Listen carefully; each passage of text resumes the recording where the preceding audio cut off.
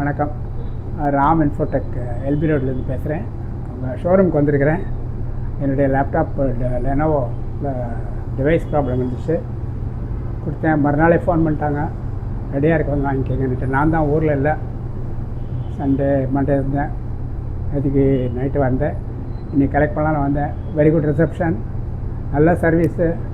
நான் வந்து ராம் இன்ஃபோடெக்கில் 2013 இங்கே லேப்டாப் சர்வீஸ் கொடுக்குறேன், பேட்ரி மாற்றுறேன், பார்ட்ஸ் மாற்றிக்கிறேன்.